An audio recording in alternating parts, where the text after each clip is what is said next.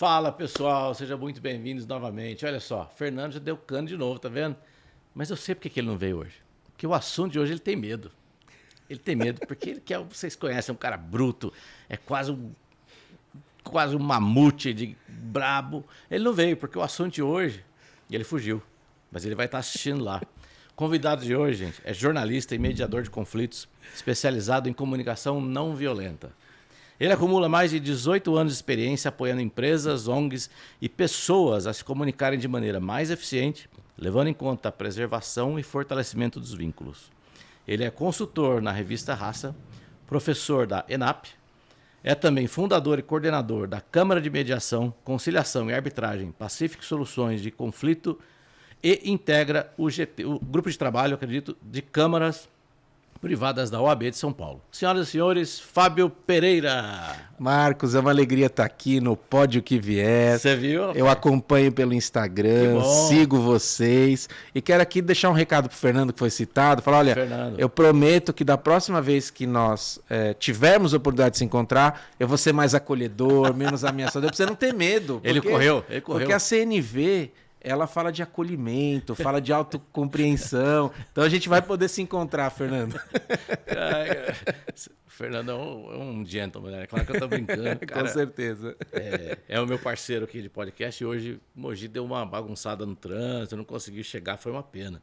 Foi uma pena. Mas, Fábio, obrigado mais uma vez por estar aqui. Uma alegria. Acho que é um assunto que está muito em alta, né? A comunicação não violenta. E que bom que está em alta. Isso. E aí... hoje a gente vai ter oportunidade aqui de entender se esse assunto está em alta, até porque foi uma necessidade que foi levantada por um conflito de gerações, né? Como é que está, se o mundo mudou, e a gente vai entender também se isso, até que ponto, porque eu acho que você ouve muito, né? Eu vou fazer uma provocação já de cara aqui. Tem gente que fala que isso é frescura. Desculpa aqui o termo. Não, claro. Mas acontece. E eu acolho com a maior transparência e boa vontade. Porque a minha geração em especial, ela passou por, ela veio lá, a geração X, determinado com alguns rótulos aí, o Baby Boomer, geração X, então não podia, tem que ser assim, papapá. E isso foi transmitido para a gestão. Então, hoje não, hoje já se fala em liderança, menos de chefia. Então, anos 70, 80, era comum a pessoa querer ser um chefe. Claro. E isso carregava um pouco de uma comunicação mais autocrática, tinha uma liderança um pouco mais, até coercitiva. Isso posso estar sendo leviano, não quero generalizar, mas eu creio que essa geração vem assim, lapidando o comportamento. E aí hoje você, especialista no assunto, veio falar para a gente um pouco sobre esse tema. Legal, uma alegria. Lá, cara. Marcos, a partir até disso que você falou, eu gostaria de fazer algumas considerações que eu acho bastante pertinentes. Vamos lá. Primeiro, aqui a minha questão do especialista é porque eu acho que encontrei sentido naquela máxima socrática. Só sei que nada sei. Então, hoje eu me coloco como especialista com essa consciência e responsabilidade de que a comunicação não violenta é uma descoberta diária. Primeiro, teórica, eu entender os conceitos e ver a aplicação no dia a dia. E segundo, pessoal na prática, de eu treinar, estudar, me dispor, ousar ensinar e perceber o seguinte, eu preciso viver isso também na minha vida. Então, a primeira consideração que eu faço é essa. A questão aí de você falar do que se fala hoje de comunicação não violenta, aumentou a oferta. Isso a gente deve muito às redes sociais que potencializam mensagens. Né? A internet ajuda nessa disseminação no sentido de propagação de conhecimento, como nunca a humanidade viu. Isso se deve com certeza aos nossos pioneiros, aqueles que há muito tempo, até pré-internet, comunicação não violenta, já dou um dado aqui, ela é aplicada na prática desde os idos dos anos 60. Inclusive então, no Brasil?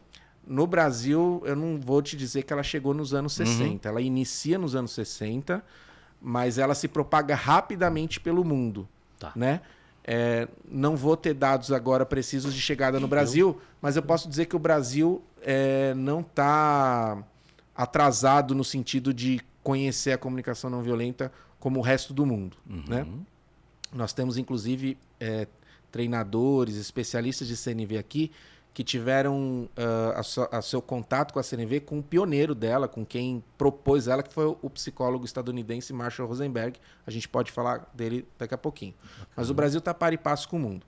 Então, assim, nós devemos isso a esses pioneiros que insistiram. Desbravaram. Nós devemos isso, e aqui eu faço uma menção com muito respeito e muita alegria de hoje poder dizer que eu sou mediador de conflitos, aos mediadores comunitários. O Instituto da Mediação, essa forma de você resolver os conflitos antes de chegar no judiciário, né?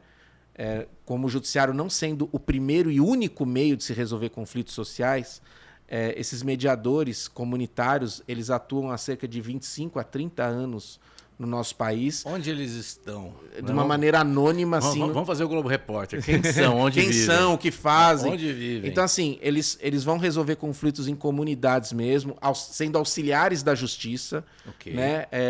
Ajudando a dirimir esses conflitos. E só em 2010, o Conselho Nacional de Justiça, então, institui a nossa política nacional de mediação de conflitos. E eles passam a ser mais integrados ao sistema judiciário, como uma porta do judiciário mesmo, uma porta de entrada ao judiciário, porque o acesso à justiça no nosso país constitucionalmente não pode ser negado. Sim. Então, se eu e você temos algum problema, nós dois temos o direito de se socorrer da justiça, do judiciário, de consultar um terceiro imparcial para resolver essa lide, se nós dois não conseguimos fazê-la de maneira autônoma. Autocompositiva, né? Então, assim, esses mediadores também vão se valer da comunicação não violenta, né? E psicólogos e educadores, enfim. Então, nós devemos isso. Só que essa oferta não aumenta do nada, porque mais gente está falando disso. Sim. Essa oferta só aumenta, ao meu ver, porque a demanda aumentou. E aí você fala, né? A comunicação não violenta, numa visão superficial, ela é confundida tão e somente como o que a gente pode chamar também de politicamente correto, né?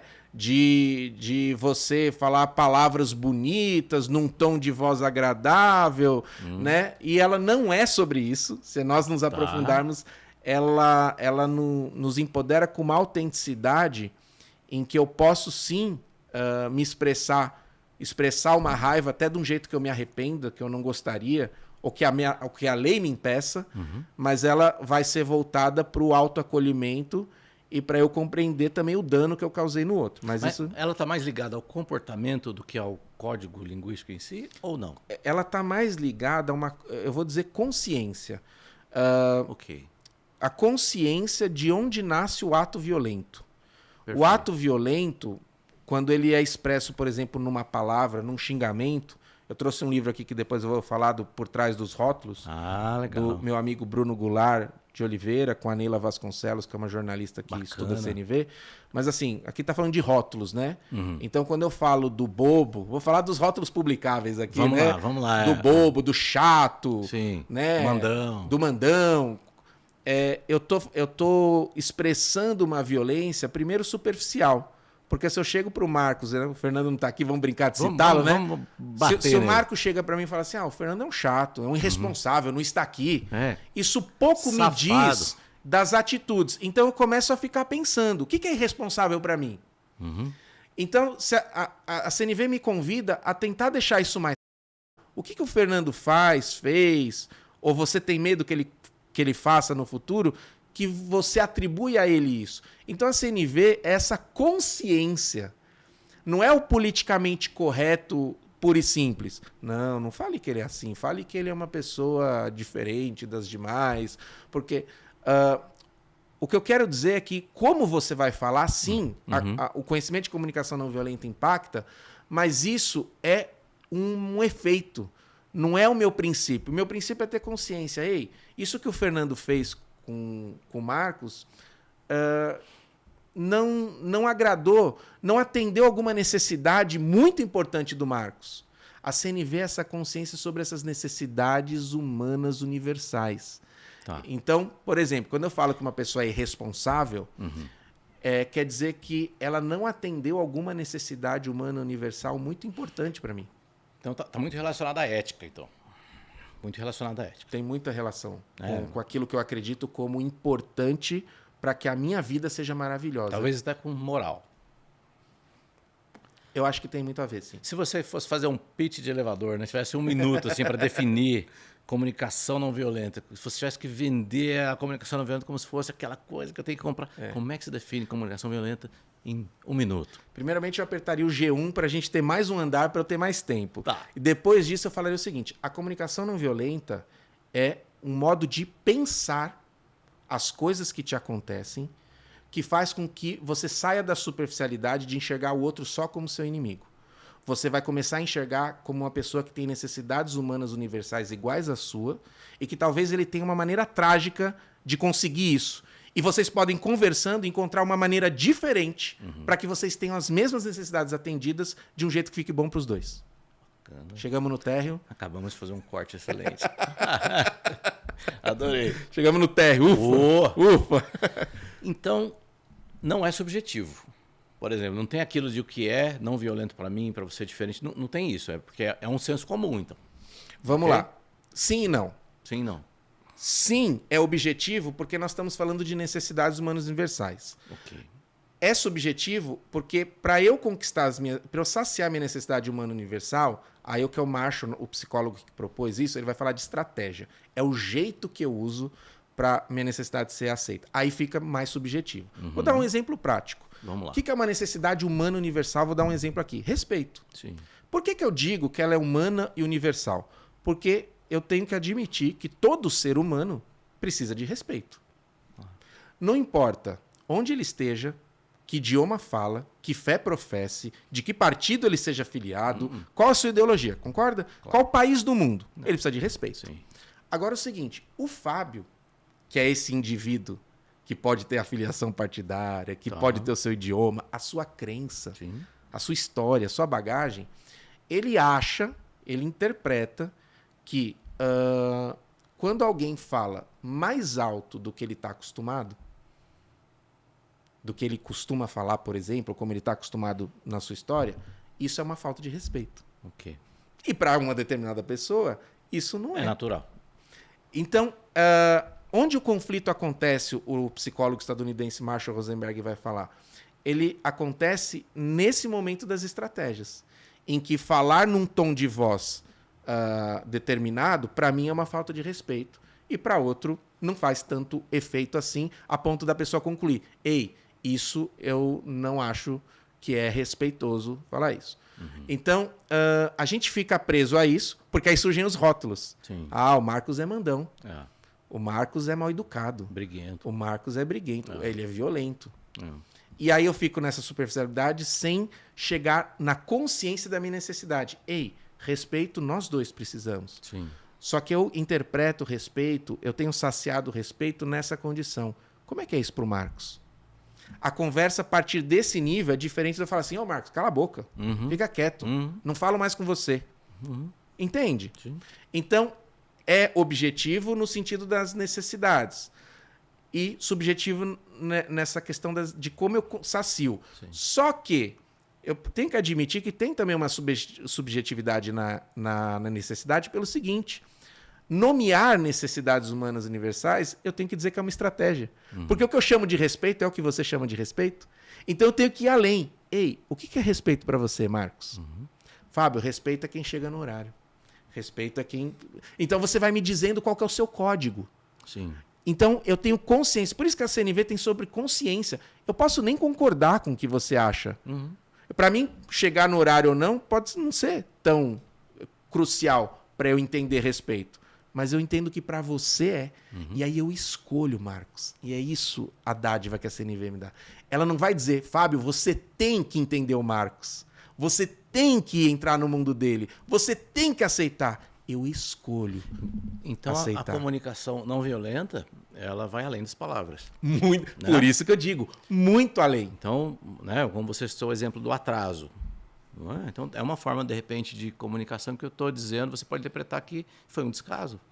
Olha, ele foi indiferente comigo, ele demonstrou total descaso com o nosso compromisso. E talvez o outro tenha essa cultura, ou tenha esse hábito, ou seja, uma pessoa mais distraída e não tinha essa intenção. Isso. E aí a gente entra num assunto que eu queria tentar levar, que é o meio corporativo. Perfeito. Né? Que, assim, hoje a gente ouve muito desse tema no meio corporativo. Isso. Então, ele é tema de treinamentos, de palestras. Você Isso. abre o LinkedIn, tem pessoas falando a respeito. Isso. Porque eu acho que é onde a coisa mais surge, né, na sociedade. E aí, por onde começar? Porque, vamos lá, vamos pensar o gestor. A gente, né, semana passada veio aqui o Thiago, semana passada, no outro dia veio aqui o Thiago, ele falou sobre liderança virtuosa. E aí, o líder que se preocupa, né? Aquela pessoa que quer mudar, ou aquele que também acha que está tudo certo. Mas por onde começar? Pelo que eu estou entendendo ali, o relacionamento é chave, né? Para funcionar, porque você não vai ter uma cartilha do que pode e não pode. Isso. Não é código de conduta, não é isso? Diferente, é uma coisa de relacionamento. Então, por onde o líder começa? Vamos lá. Então, eu quero falar com os líderes que nos assistem. Vamos lá. A primeira coisa, o primeiro passo, entendam que comunicação não violenta não é permissividade.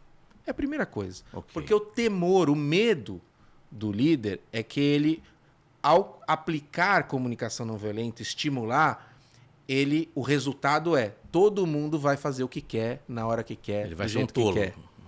Ele vai ser o que bonzinho. os rótulos, falando de rótulos, o bonzinho enganado pelos outros. Ok. Não é sobre isso. Então, acho que a primeira importância é falar sobre isso. Segundo, o líder, em qualquer aspecto, se a gente pudesse estar falando de qualquer outro assunto relacionado à liderança, aqui, gestão de tempo, qualquer outra coisa, o líder, a gente tem que entender que ele é exemplo numa estrutura hierárquica. Perfeito. Porque o que é a empresa se não uma estrutura hierárquica, né? Com seus níveis, por mais horizontal que seja a instituição, tem quem manda e tem quem faz. Sim. Tem quem pensa e tem quem executa. E a referência de um grupo de pessoas. Por mais que seja aberto esse... não, agora o Marcos, nesse projeto você vai ter mais autonomia, vai chegar uma hora que a sua autonomia vai até a página 5. Ela era até a página 2, ela virou até a página 5. Porque da 6 em diante não é você que manda. Talvez você não vai ter então não adianta. Por mais aberta que seja, é uma estrutura hierárquica. Então, compreender que se não começarmos pela liderança, pela minha experiência, tem pouco efeito de mudança de cultura. Né? Eu falo bastante para empresas e a minha percepção é que a CNV é um conteúdo que, no fim, assusta muito gestores. E acabam não dando continuidade. Né? Porque só dar um treinamento, uma palestra é muito importante, é muito válido. Você conhecendo um pouco de CNV, você já consegue ver uma utilidade nela muito grande. Então, assim, as pessoas carregam aquele valor, vão usar em casa, eles vão ver que não compensa, não tem espaço muito para aplicar na empresa. Na empresa ela vai continuar tendo a comunicação tradicional, mas em casa vale mais a pena. Só que se só ficar nisso, não vinga, não dá frutos como a gente quer, perenes, né? Então, assim, é importante ter essa ousadia de falar, isso para impactar a cultura, a liderança precisa comprar a ideia. E aí a liderança, não adianta ser aquele que vai só até a página 6. E vir cascateando. Porque senão a CNV vai até a página 6. Eu preciso daquele que pode mandar da capa até a contracapa do livro. Que acredite, né? Que ele precisa acreditar naquilo. Tem que converter. E eu preciso provar para ele que isso não é permissividade e mais. Se ele melhorar o relacionamento, a primeira coisa, reduz passivo trabalhista. Sim. Porque você ser desligado de uma instituição onde você teve nutrido a sua necessidade de respeito, a sua necessidade de alegria, de compreensão, a sua necessidade de descanso. Isso é outra energia do que você ter saído até por um motivo justo, no sentido de, puxa, eu pisei na bola mesmo. Eu acho que se eu fosse o meu gestor, acho que eu também optaria por mim. Mas a pessoa está com aquela raiva, o que ela busca? Judiciário. E aí é pessoal, né? Aquela coisa. E, de novo, o judiciário é legítimo. Mas se ele for sempre a primeira porta, vai acontecer o que acontece no nosso país, que é um excesso grande de processos que ficam lá muito tempo, outros entrando, e a nossa justiça passa a não ser tão rápida quanto nós gostaríamos. Que tem um volume tremendo. Então, começar a aplicar a CNV nas empresas tem esse desafio de ser um ato de ousadia. Mas eu acho que é importante ressaltar que ela dá lucro. Posso agora colocar por favor, a outra mão aqui da via, que é claro. A seguinte, né? Você trouxe aqui a necessidade do líder, de começar por ele, até por ele ser o reflexo, ser uma referência. Sim. E em especial que venha da mais alta liderança, como você disse, de capa ao final, para que venha cascateando.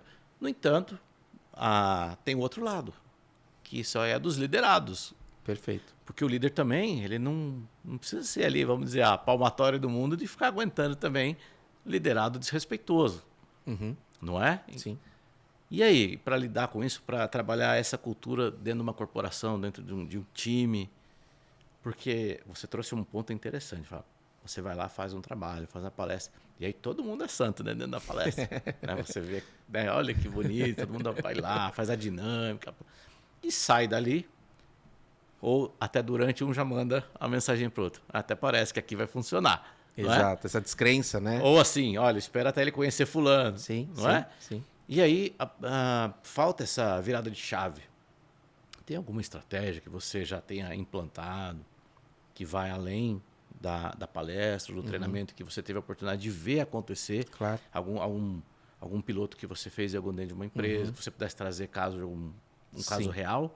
Posso. Vamos lá. Só voltando, só Vai antes lá. do caso, só para a gente não perder o gancho, quando eu falo da importância de começar pelo líder, eu tô indo para o lado menos custoso de tempo e talvez de traumas emocionais no sentido de Sim. uma mudança de hierarquicamente, né? Isso só metaforicamente de baixo para cima, né? Sim. Assim, se a gente imaginar uma Sim, estrutura hierárquica. Mas o próprio Marshall Rosenberg teve vários casos em que os liderados começaram, se treinaram CNV e conseguiram mudanças na cultura de baixo para cima, né? Então, ele usava muito essa técnica, por exemplo, com professores. E ele conta casos de que professores tinham levado já várias demandas, uma lista, sei lá, de 10 demandas para o seu diretor e nenhuma foi aceita. Eles, então, conhecem a CNV, fora da instituição treinam CNV com o Marshall e eles reformulam a sua abordagem.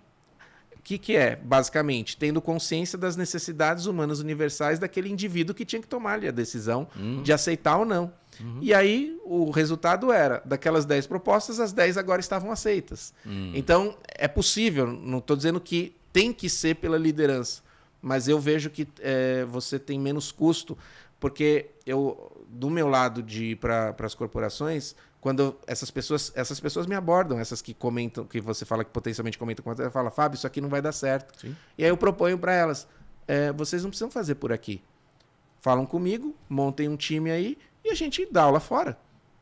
A gente faz uma live entre nós e nunca fui procurado, porque elas temem. Falam assim, como é que eu vou fazer esse negócio fora da empresa e aplicar aqui, porque eu já sei que a minha liderança que manda da página 6 em diante não quer.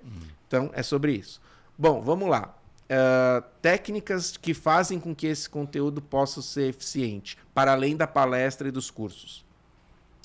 É você, primeiro, criar pessoas que serão multiplicadores de CNV lá. Bacana. Pessoas altamente engajadas, que gostam da ideia, querem praticar, vejam sentido.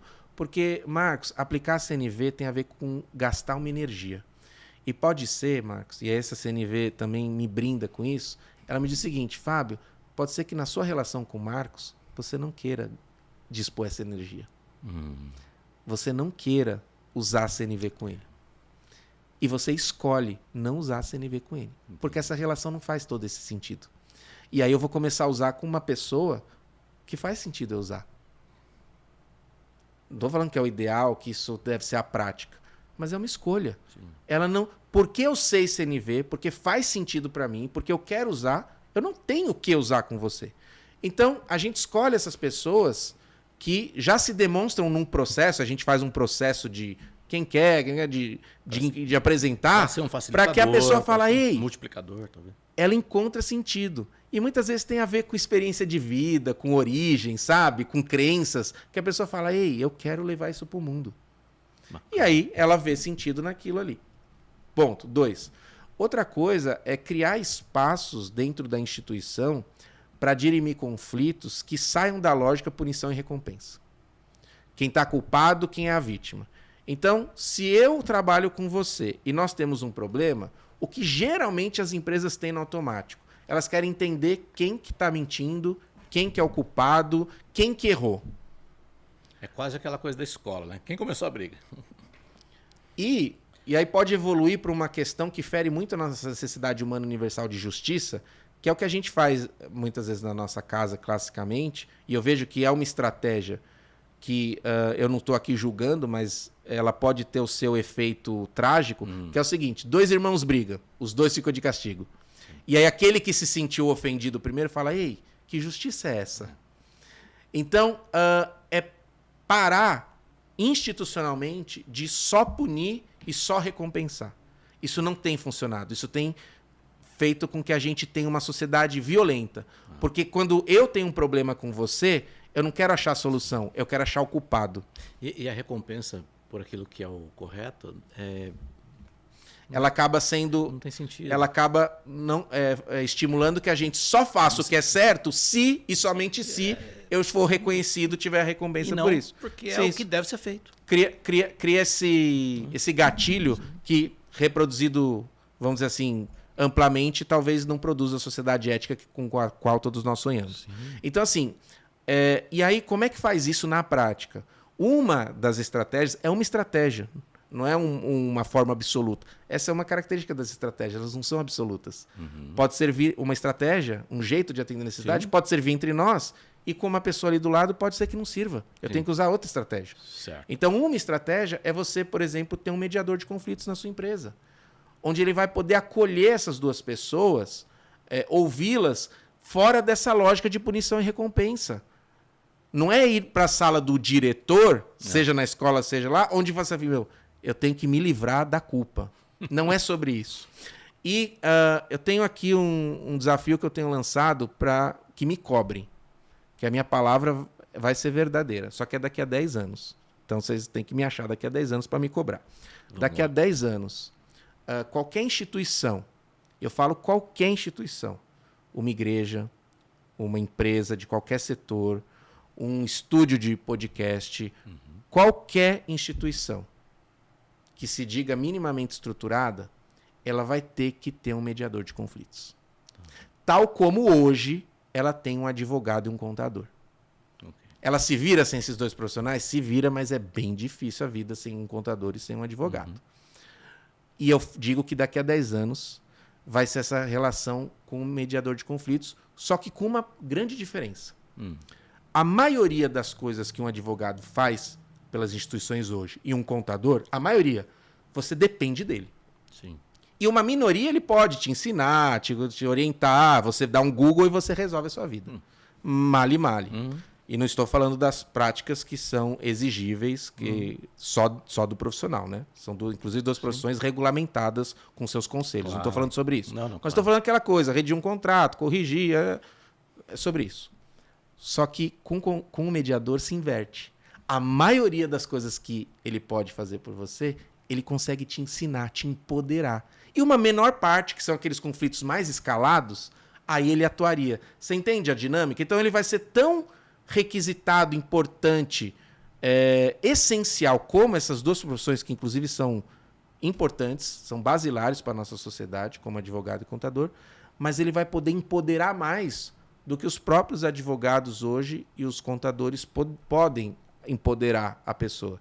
Então, daqui a 10 anos é esse cenário que nós vamos ter para que a gente tenha uma sociedade menos conflituosa. Até lá, lamentavelmente, a gente vai ver conflitos se escalando. Mas você acredita que esse aumento ou essa necessidade por mais profissionais sobre esse tema aumente devido a que vai ter mais conflitos entre seres humanos, ou porque os profissionais ali, como você citou, esses que você citou, não vão dar conta?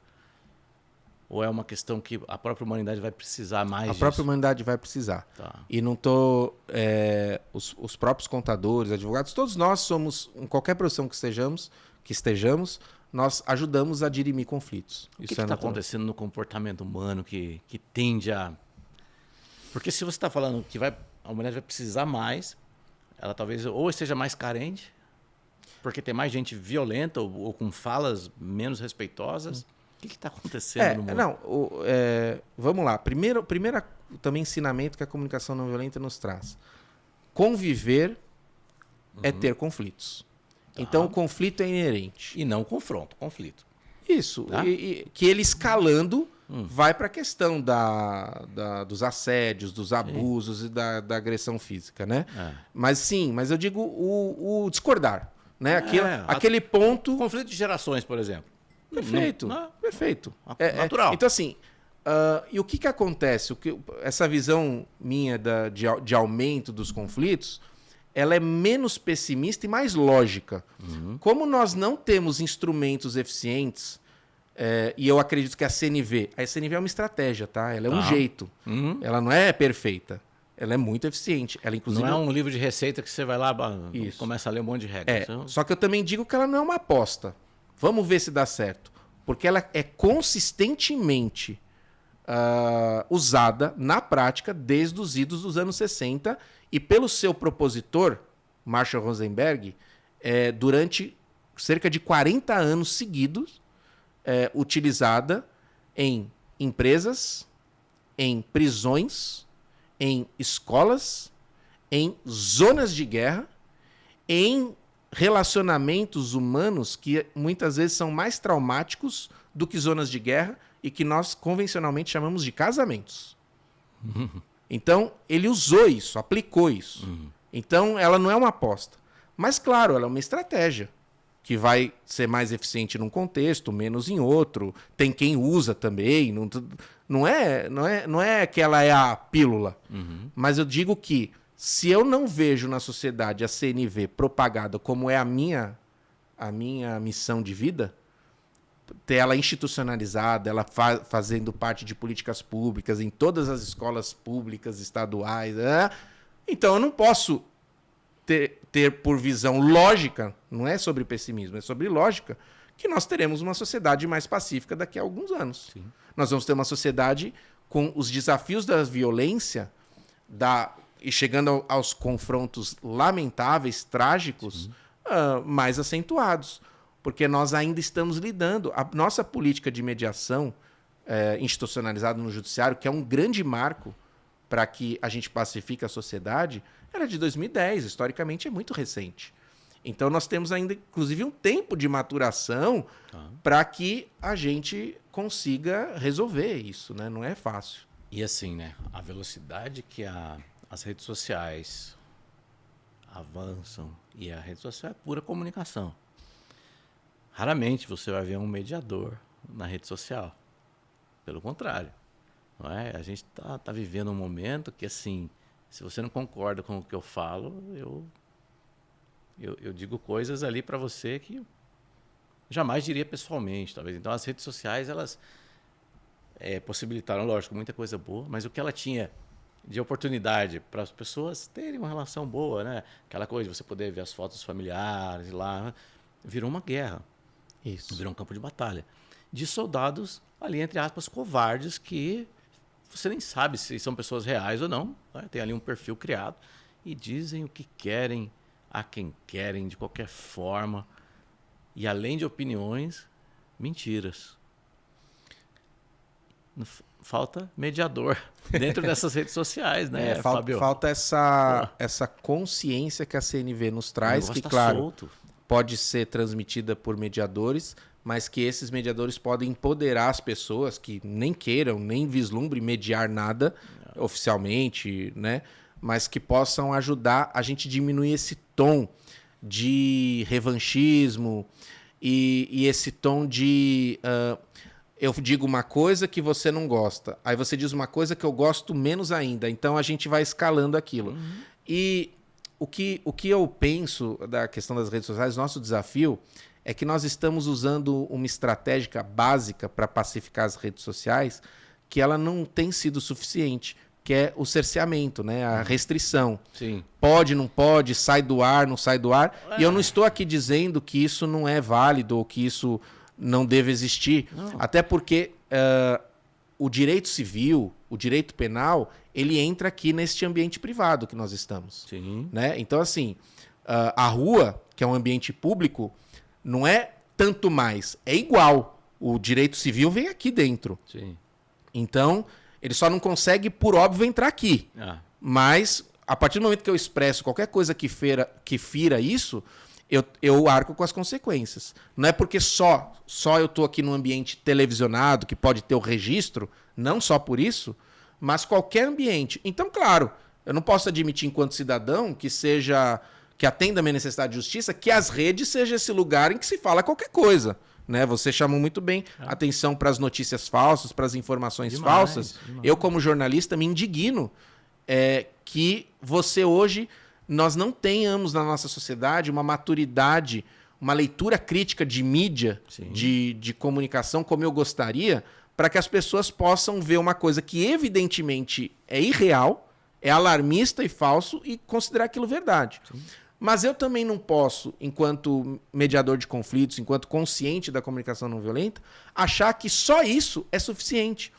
Está faltando espaço, tal como aqui neste ambiente privado, e não estou citando exatamente esse lugar, mas estou com qualquer outro ambiente privado, genericamente, e nas redes sociais, um espaço de escuta. Porque quando eu digo algo que te indigna, por mais absurdo, por mais doloso que seja a sua reação, por mais que ela esteja tipificada como um crime, nós estamos falando que existe uma dor ali. E nós não estamos escutando essa dor do Marcos. Nós não estamos dando espaço para ele expressar essa dor. Para ele dizer por que aquilo é tão ruim para ele. É esses espaços que faltam. Nós vamos criar esses espaços para que a pessoa possa livre dizer: ei, isso me fere.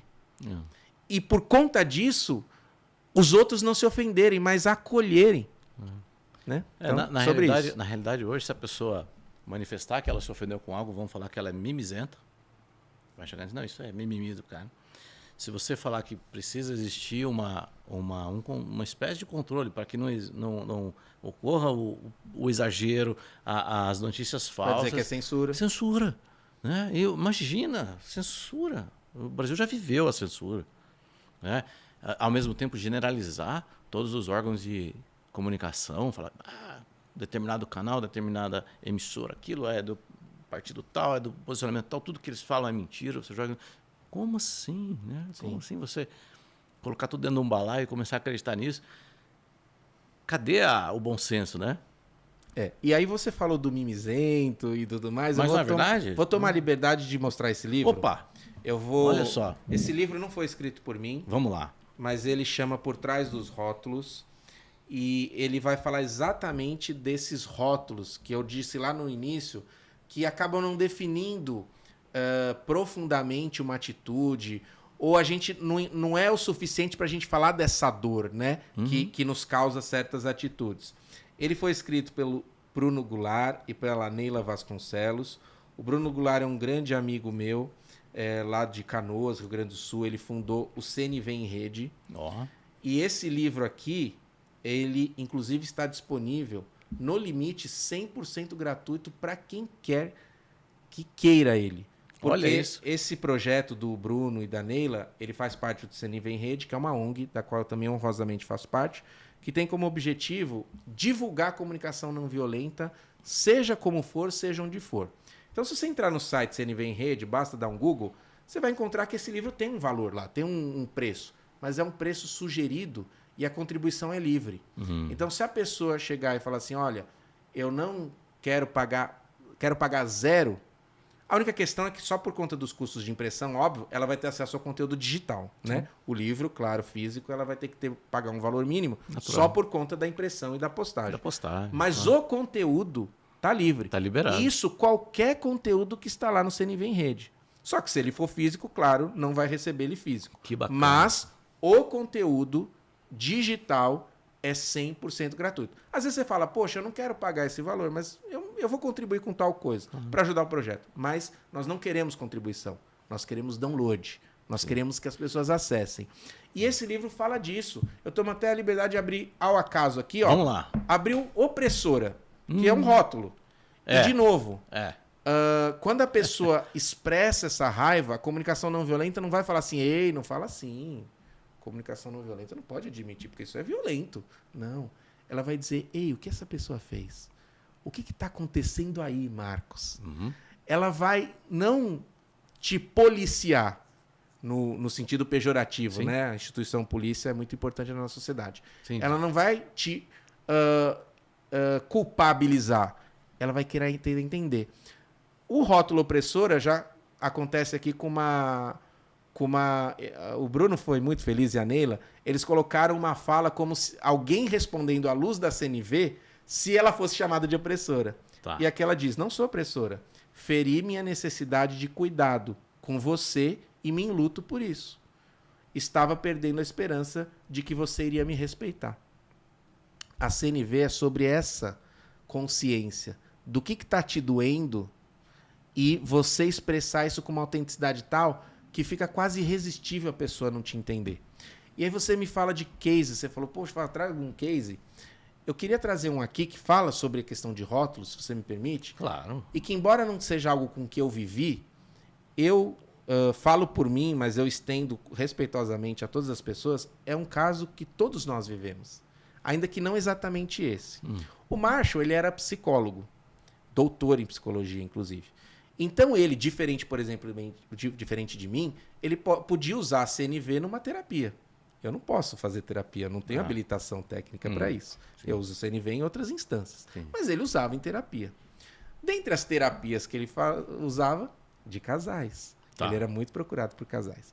E um dia ele foi procurado por um casal curioso. Aconteceu assim. Com 6 meses de casado, a esposa passou um cheque com um valor maior do que eles tinham em conta.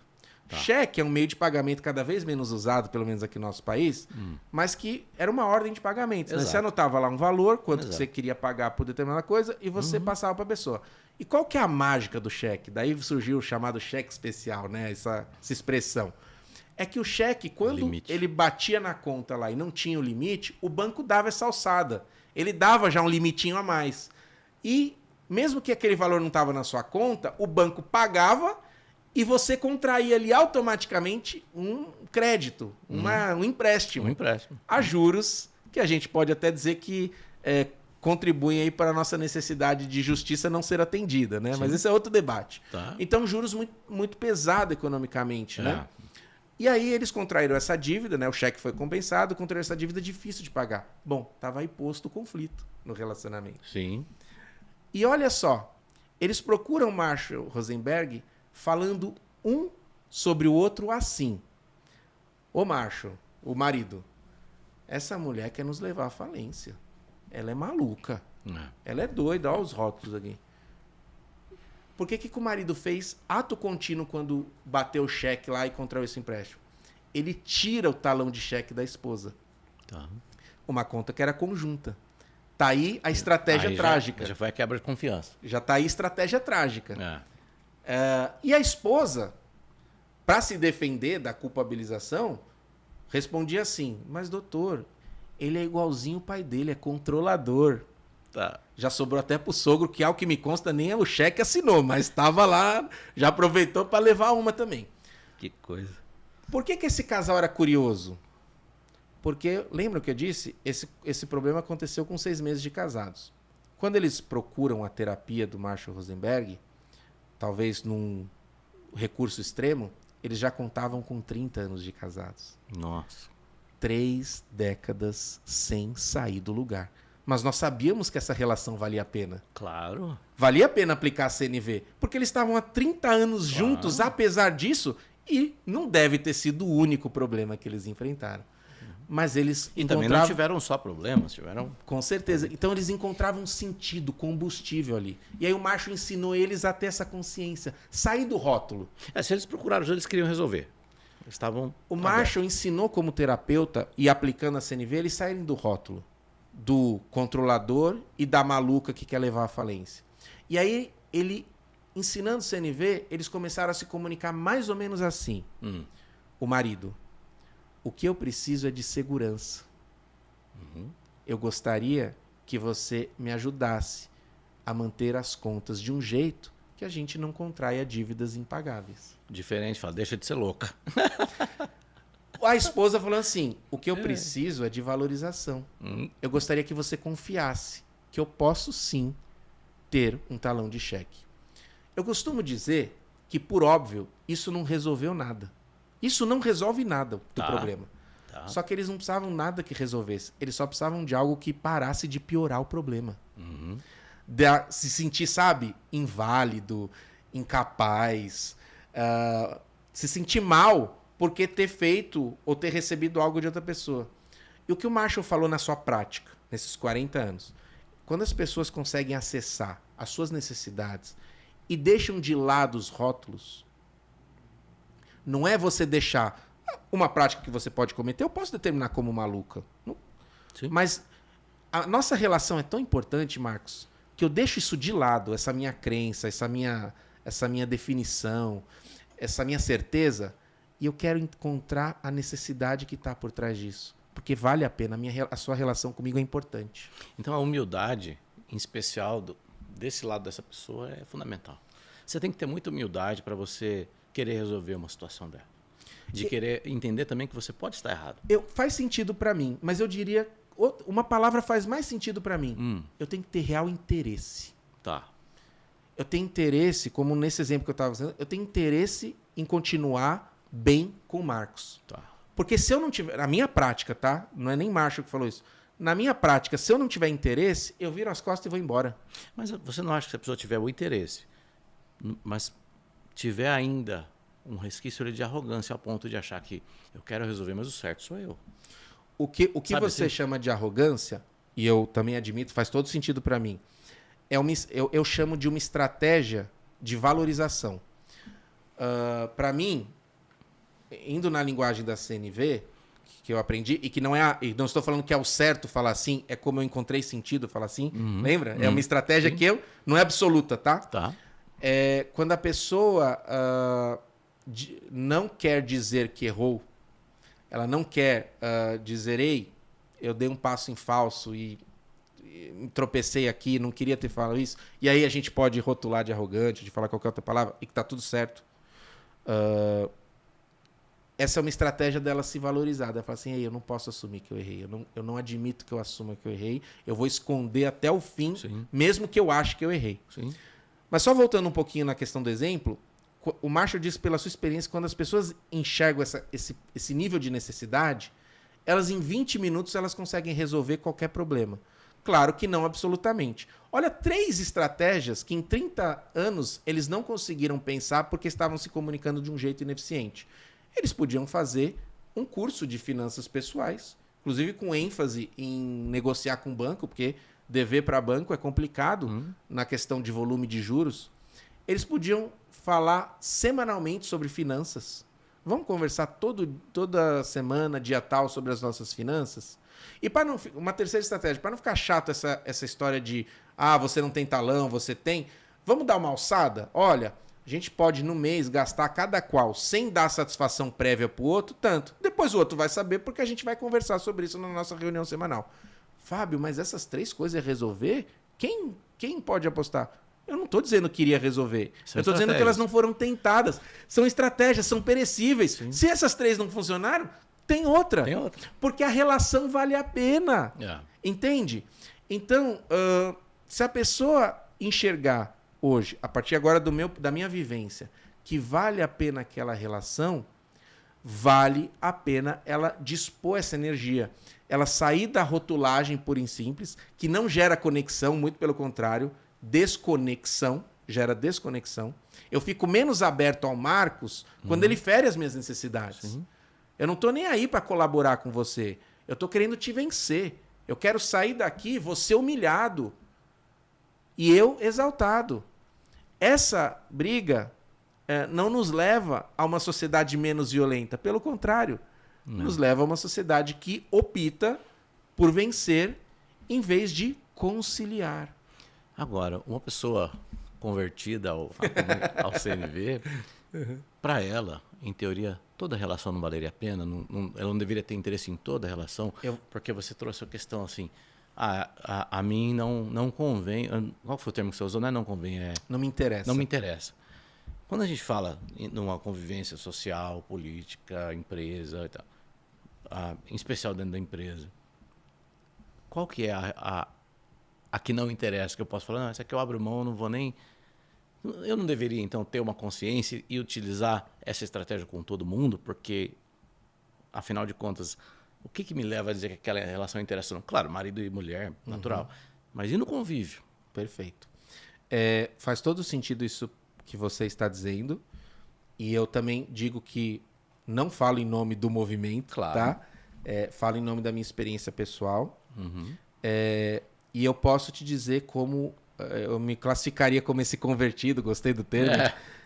Me classificaria como esse convertido, alguém que viu sentido nisso, alguém que se nutre disso, alguém que aposta nisso, alguém que fala de graça sobre isso, né? Uhum. Embora eu possa promover treinamentos, eu não recuso nenhum convite para falar de graça sobre isso, porque eu acredito nisso. Uhum. O mundo que eu acredito melhor para minha filha é um mundo com mais CNV. Por isso que eu falo sobre CNV irrestritamente, a quem obviamente quer ouvir. Uhum. Mas eu, nessa condição, te digo que há casos, há indivíduos com os quais eu não consigo hoje dispor a energia que eu preciso para aplicar a comunicação não violenta. Entendi. Não quer dizer que eu vou fazer o oposto. Uhum. Então, com ele, Claro. eu vou ser deliberadamente violento. Não, eu me afasto da pessoa. Tá. Eu me desconecto dela porque eu sei que eu não vou ter energia suficiente para tal. Então, quando eu vou ensinar, eu gosto muito do termo, eu uso especialista em CNV e já falei da minha consciência de insuficiente para ser considerado especialista, mas eu uso. Mas eu gosto muito do termo que eu uso, que é facilitador. Sim. Então, na minha condição de, por exemplo, estar num grupo, ao facilitar a CNV, eu penso que eu deixo mais fácil, menos pesado, se eu dizer para ele o seguinte: ei, a CNV não está aqui para dizer que você tem que usar ela com o mundo. Você pode escolher. Então, por isso que eu gosto de reforçar isso, porque senão eu penso que a CNV pode, de maneira confusa e até errônea, deturpada, ela ser uma nova coisa que nos oprime, né? Você tem que. Mas no limite, sim, eu tento usar, busco usar com a humanidade. Tenho consciência que sim, no mundo que eu quero viver e que talvez eu não tenha tempo, mas eu gostaria que minha filha viva, é um mundo em que mais pessoas se utilizam da CNV com todo mundo. Mas pragmaticamente, de maneira assim, pé no chão, eu vejo que muitas vezes nós precisamos e vamos nos encontrar diante dessa escolha. Ei, a minha relação com o Marcos, eu não quero. Porque senão, sabe, a CNV ela pode, de maneira trágica, servir de anestésico para que eu tolere relações abusivas. Diante disso, eu até falo de uma questão, eu já fui convidado mais de uma vez para falar de CNV e violência contra a mulher. E eu sempre digo previamente o seguinte: primeiro, eu não tenho lugar de fala, condição de falar sobre violência contra a mulher, porque eu nunca sofri violência por ser mulher. Então, acho importante para esse seu evento, para essa sua iniciativa, que você convide uma mulher, posso indicar, inclusive com especialidade em CNV. Mas ainda que eu vá falar, e falei em alguns espaços, eu deixei muito claro que violência contra a mulher não é caso de CNV, é caso de 180. É denúncia, é lei. É a sociedade responder o ato violento como deve responder. Depois, com a mulher protegida, acolhida, amparada, a CNV pode ajudá-la, se ela quiser, a restaurar aquela relação. Porque, estatisticamente, as mulheres são aquelas que mais sofrem violência. Sim. E, estatisticamente, ela sofre a violência mais no lugar onde ela não deveria sofrer violência, onde ela deveria estar protegida, que é dentro de casa, com seu companheiro, ou com uma autoridade familiar, ou com algum outro membro da família. Sim. Então, não é CNV ali. Então, isso é muito importante, porque senão, se eu parto da premissa que eu tenho que, é desejável, é maravilhoso. Eu busco esse mundo onde eu possa aplicar CNV com todo mundo. Mas, dada a insuficiência energética, e para que a CNV não tolere abusos, que nós não devemos tolerar... Acho que esse é o ponto, né? Eu acho que eu ponho esse ponto de universalização... Acho que esse é o ponto. Menos energia nisso. Até para não cair naquela posição do tolo, né? Que vai ter que aguentar... Isso. E mais ainda, falando algo que é muito importante, que eu acho que eu não dei a ênfase que eu gostaria, a gente está falando da importância de compreender o outro e de empatizar com o outro. Só que a CNV me ensinou que para eu ter a energia máxima, para eu compreender o outro, eu preciso compreender a mim.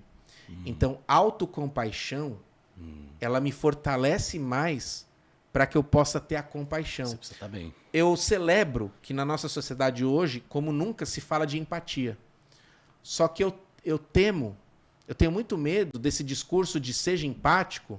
A gente, de novo, tem uma estratégia opressora para dizer que o Marcos tem que ser empático comigo, mas eu faço N abusos com ele, psicológicos e tudo mais, e ele, nessa questão de não, eu tenho que compreender o Fábio, ele possa admitir coisas que ele não tem que admitir. Perfeito. Que ele tem que denunciar, que ele tem que se afastar, que ele tem que buscar apoio, e que o Fábio tem que responder pela sua conduta na sociedade. Perfeito. Né? Perfeito. Então, sobre isso. Que legal, Fábio. Bom, como eu te falei, ia passar voando a hora, né? Que bom. Eu queria aproveitar, Fábio, esses minutos aqui que a gente vai chegando aqui ao final, porque eu tenho certeza que pessoas vão querer saber mais. Boa. Vão querer estudar. Quem tem interesse em aprender realmente sobre comunicação não violenta, quiser saber mais sobre Fábio Pereira, como é que ele faz? Legal, uma alegria poder falar sobre isso, porque esse é o meu objetivo. É fazer com que as pessoas queiram saber mais de CNV. Eu sou incapaz de conseguir levar elas para uma profundidade que eu gostaria de levar. Então, o meu papel é esse, é despertar o interesse. Bom, para me conhecer mais, fabio.diálogos, me acessa no Instagram. Se você, inclusive, está vendo esse conteúdo, eu estou marcado nele, então você me siga. Quem começar a me seguir, me mandar um direct dizendo, olha, vi lá você no Pódio Que Vier, com o Marcos e tal, eu vou mandar um conteúdo que foi essencial para mim começar na comunicação não violenta. Então, vou responder esse direct com esse presentão. Vai compartilhar a fonte. Que um dos conteúdos, é mais de um conteúdo, um dos conteúdos é um curso em áudio com o próprio Marshall Rosenberg. Quem traduziu foi o Bruno, que fez a locução desse conteúdo, que assim é o divisor de águas. Então, eu já quero. Você, inclusive esse livro aqui é de presente. Opa! Tá? Então já fica Fernando. entregue aqui. Ah, não. Pera aí. Olha só. Fernando, você não veio, meu amigo. Aí, Fernando, dançou. Perdeu. Agora, Fernando, de castigo, cara, eu vou procurar uns rótulos aqui, ó. Distraído. Tem distraído aqui, ó. Tem... Ai, meu Deus. Xarope. E assim, para fora de mim, hoje a internet, como você falou no início, está farta de conteúdos, né? Então, deem um Google, porque vocês vão encontrar fontes maravilhosas. Bacana. E eu indicaria no Google, para além daqueles que vocês encontrarem, mas o CNV em Rede, que é uma fonte segura. O Bruno Goulart está à frente desse projeto, tenho a honra de poder ajudar com o que eu posso. A Neila Vasconcelos, que é uma jornalista também, se destaca bastante de promover essa cultura de CNV. Então, correm para o Google, porque vai dar bom. Você tem palestra, tem treinamento? Sim. O que uma empresa, por exemplo, que quiser te convidar, qual que é o seu leque ali do teu portfólio? Primeiro o seguinte, para empresas, inclusive, para qualquer pessoa, se eu tiver agenda, eu vou, inclusive gratuitamente, falar sobre comunicação não violenta. Isso é um compromisso meu. E aí, claro, é uma palestra mais introdutória, né? Eu não consigo ter, até porque eu faço um tempo mais reduzido para viabilizar, então eu não consigo uma profundidade. Mas a partir daí, a empresa que quiser se aprofundar, aí eu tenho cursos, aí eu tenho treinamentos, aí a gente tem formação, como eu te falei, de facilitadores dentro da empresa. Porque assim, eu não gostaria que a empresa dependesse de mim, nem de mais ninguém. Porque não precisa. Não, e fica aquele negócio, né? Começa a ter conflito no setor. Isso. Não, chama Isso. palestrante. Eu coloquei você na palestra, você não mudou nada. A minha palestra. A minha esperança é que as pessoas se empoderem e possam dirimir os seus conflitos de uma maneira mais construtiva por si só, né? Então, é sobre esse empoderamento, né? E o que eu vejo muito sentido, e aí o que eu falo muito para as empresas, olha, como eu aposto muito nessa questão da energia, né, da pessoa encontrar sentido, eu falo o seguinte, olha, eu sei que você está com bastante problema aí no trabalho e você quer resolver, mas me dá a oportunidade de fazer uma palestra de comunicação não violenta que saia da sua estrutura. Porque se as pessoas começarem a aplicar esse negócio onde mais faz sentido para elas, tipo em casa, a empresa é o próximo lugar, porque ela vai ver que isso funciona. Então, me dá a oportunidade de falar sobre relação familiar, de relação pais e filhos, de relação com a sua comunidade. Eu tenho ido a muitas igrejas. Então, assim, eu estou querendo levar para além das empresas. É muito útil, eu estou aberto para as empresas, mas eu estou levando para igrejas. Eu estou levando esse conteúdo para escolas, para falar com os professores, com os alunos, para os pais dos alunos. Eu estou levando esse conteúdo para partidos políticos. Eu quero falar com a militância. Como é que ele defende a ideia dele sem precisar dizimar o outro, sem que o outro deixe de existir para que ele seja viável? Então, eu estou querendo levar para esses lugares desafiadores. Também. Comunidades. Conhece aqui Mogi a Missão Intensidade? Conhece? Ainda não. E estou à disposição. O Rodrigo do Missão Estou à disposição de levar esse conteúdo e aí falar com a liderança. Ei, eu posso levar o conteúdo para vocês entenderem, mas você, liderança, você pode ser o multiplicador disso nessa célula, nesse lugar, nesse locus. Aí eu vou chegar no momento que a sociedade vai se amar. Não vai ser o Fábio precisar amar Deus e o mundo, todo mundo. Todos nós vamos ter o nosso espaço, a nossa condição, a nossa possibilidade de um amar o outro mais. Eu creio mais nisso. Falta isso, cara. Acho que essa é a palavra. Uma alegria poder estar aqui falando, viu? Pô, Fábio, obrigado, viu, cara? Obrigado. Então é Fábio.diálogos, né? Pra quem quiser te seguir. Cara, muito obrigado. Foi demais. Eu falei pra você que ia passar rápido. A gente precisa marcar mais um bate-papo, estender isso. Vai ser uma alegria. Quem sabe a gente pode fazer um online com seus amigos aqui do livro. Claro, vai ser. Bruno, a Neila. Muito à disposição. A gente fazer um podcast online para. Isso é uma alegria. Para falar mais sobre esse tema. Com certeza. Com certeza. Legal, gente. É isso. Gente, vamos ficando por aqui. O papo de hoje foi maravilhoso. Fernando, você perdeu, né? Infelizmente, mas eu sei que não deu para você estar aqui com a gente. Semana que vem tem mais, gente. Obrigado. Tchau.